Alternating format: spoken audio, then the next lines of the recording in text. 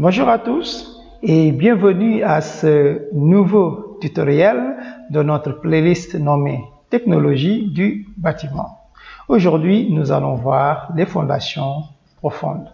Pour rappel, on a eu à voir dans les précédents tutos de cette playlist les fondations sur radier général, mais également les fondations sur semelle isolée qui sont des fondations superficielles.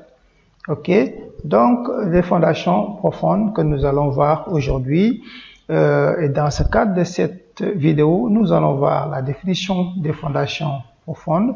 Nous allons voir également quand faudrait-il utiliser une fondation profonde et quels sont les types de fondations profondes, mais également la façon de les mettre en œuvre avec des images et des vidéos.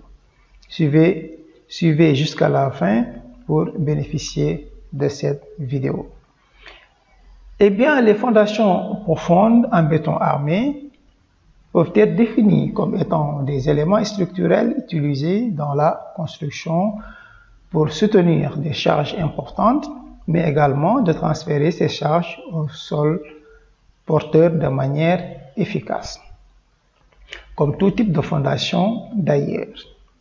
Mais la particularité est que pour une fondation profonde, le rapport D sur B, c'est-à-dire la profondeur sur la largeur, doit être supérieur à 6.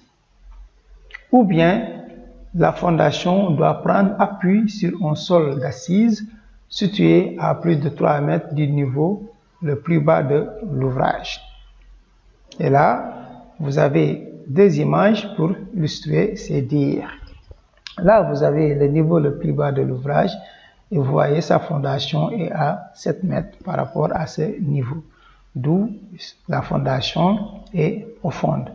Là également, on a une fondation qui est située à plus de 3 mètres par rapport au niveau le plus bas de l'ouvrage. Ok, mais il faut noter que pour ces types de fondations, voilà, ces types de fondations reposent sur de bons sols non accessibles par fouilles traditionnelles. Ok, ça veut dire que ces fouilles-là ne peuvent pas être réalisées d'une façon manuelle, n'est-ce pas? Donc, il faut déployer des moyens mécaniques lourds pour pouvoir réaliser ces types de fouilles pour ces genres de fondations. Ok?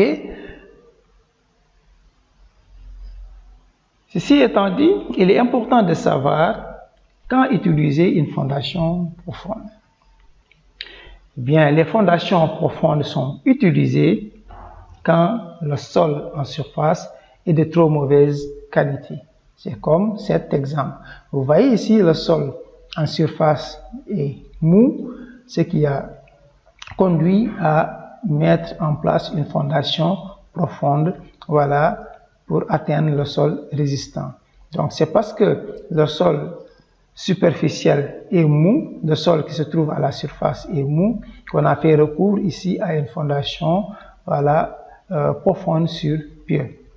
Autre chose qui peut pousser à faire recours à une fondation profonde, c'est quand les charges à supporter sont trop importantes pour être supportées par des fondations superficielles. C'est le cas de cette illustration. Ici, on a un bâtiment qui fait à peu près plus de 20 niveaux. Donc, vous imaginez combien les charges peuvent être lourdes.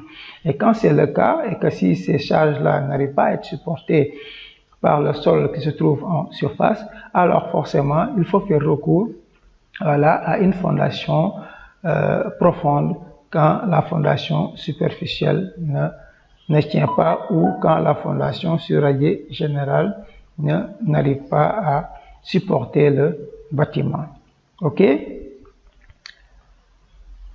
Maintenant, on peut voir les types de fondations profondes. Et parmi ces fondations profondes, on peut en distinguer de plusieurs types, hein, parmi lesquels nous allons citer, voilà, les puits et les pieds. Généralement, ils sont regroupés sur ces deux groupes. Soit c'est des puits ou bien c'est des pieds. Ok? Nous allons voir maintenant les fondations par puits. Ok? Eh bien, les fondations sur puits consiste à remplir de béton, voilà, la fouille réalisée préalablement. Donc il faut noter qu'on réalise au préalable une fouille profonde qu'il faudrait après remplir, ok, là avec du béton. Et on établit ainsi de gros piliers, voilà, dans le but de reporter les charges sur le sol sain.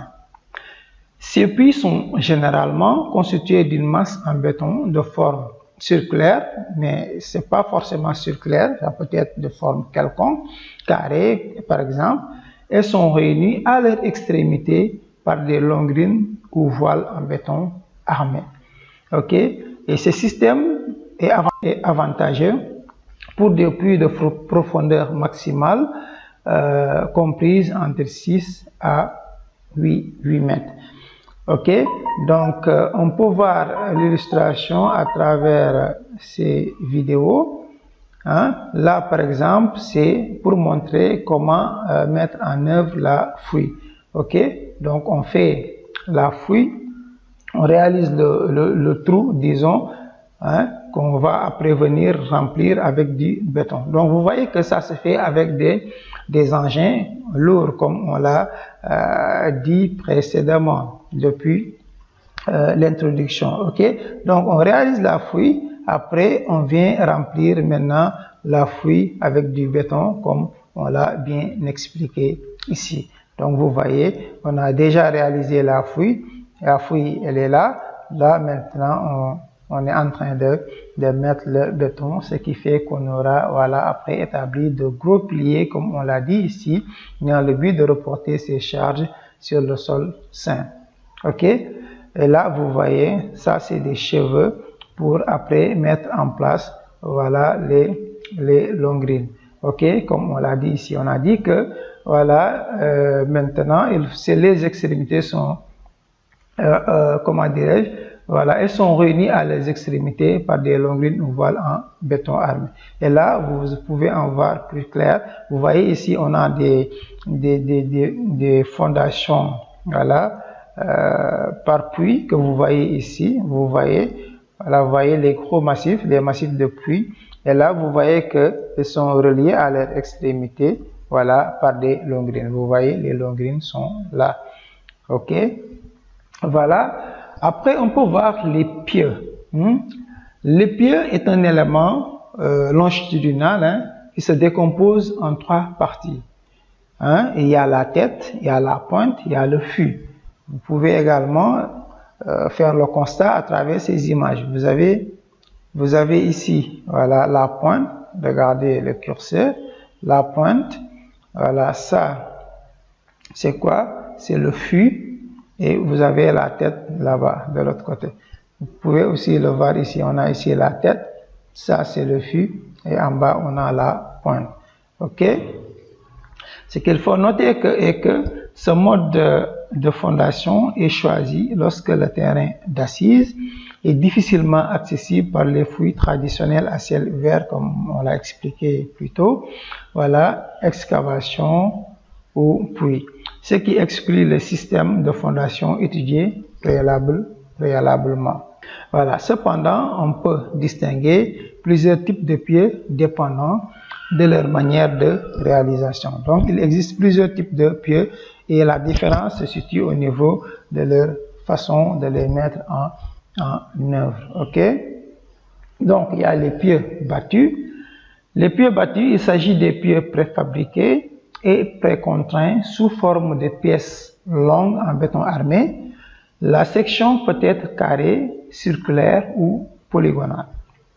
Le diamètre de ces pièces varie entre 30 et 40 cm et la longueur peut atteindre 30 mètres. L'enfoncement des pieux dans le sol est obtenu par battage, okay, opération qui consiste à frapper la tête des pieux protégée par un casque. Vous avez ici par exemple un exemple de pieu. Vous avez la tête ici et protégée par un casque.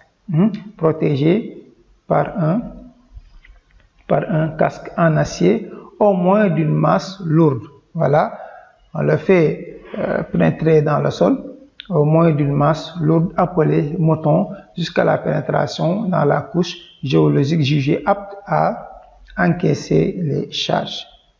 Ok, donc là vous avez l'illustration ici. Donc vous avez le pied est là. Donc ici on est en train de le faire pénétrer dans le sol. Vous voyez ce qu'on vient d'expliquer là. Vous voyez ici en vidéo comment est-ce que ça s'effectue. Donc vous voyez le mouton, on le fait rentrer ici par battage. Vous voyez, ok, et il faut noter que il faut toujours protéger la tête, voilà, par un casque à acier. Voilà, et au moins maintenant d'une masse lourde appelée mouton, on le fait pénétrer jusqu'à la couche géologique jugée apte à encaisser les charges. Maintenant, lors de l'opération d'enfoncement des pieds, il faudra prendre la précaution aussi de protéger la pointe, voilà, des pieds par la mise en place d'un sabot en fonte. C'est ce que vous voyez ici. On met un sabot, voilà, pour protéger la pointe. Ok? Après, on peut voir les pieds forés. Donc ici, c'est pas un battage, mais on effectue un forage, un trou. Donc les pieds forés sont des pieds creux, voilà, réalisés par forage rotatif ou par battage avec tige creuse. Une fois le trou foré, maintenant après qu'est-ce qu'on fait? On le remplit avec du béton et d'armature pour former le pied. Donc ici il s'agit de faire quoi? On réalise le trou du pied. Voilà, une fois l'opération terminée, on met les armatures, on le fait couler avec du béton. Ok, ça c'est les pieds forés. Ok. Ensuite, il y a les micro-pieux. Les micro-pieux, eux, sont des pieux de petit diamètre. C'est des pieux de petit diamètre qui sont souvent inférieurs à 300 mm, utilisés dans des conditions où l'espace est limité ou lorsque le sol est difficile d'accès. Ils sont souvent utilisés dans des travaux de rénovation, mais ça ne veut pas dire que c'est seulement pour des travaux de rénovation qu'on les utilise. Ok, il est composé à l'aide d'une armature disposée en son centre, au centre du forage, que l'on va venir combler avec du ciment. Ok, vous pouvez voir ça à travers ces images, mais également à travers cette vidéo, vous allez mieux comprendre. Ok. Par ailleurs, les micro-pieux sont conçus comme des échages de sections circulaires enfoncées dans le sol par système de forage. Ok.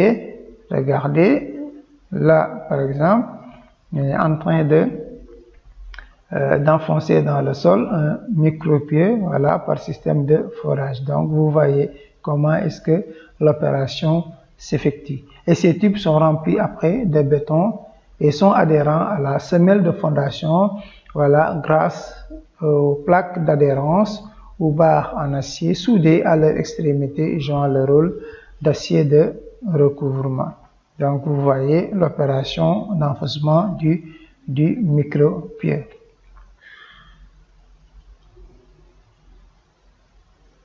Voilà. Donc là vous avez en image l'illustration. Ok, voilà. Donc voilà. En conclusion, il faut noter que chacun de ces types de fondations profondes présente des avantages et des inconvénients en fonction des conditions du site et des exigences de construction spécifiques. Mais le choix du type de fondation dépendra toujours de facteurs tels que la charge de la structure, mais également la composition du sol, la profondeur de l'eau et les contraintes de construction. C'était tout pour aujourd'hui. Je vous remercie et à très bientôt pour une nouvelle vidéo.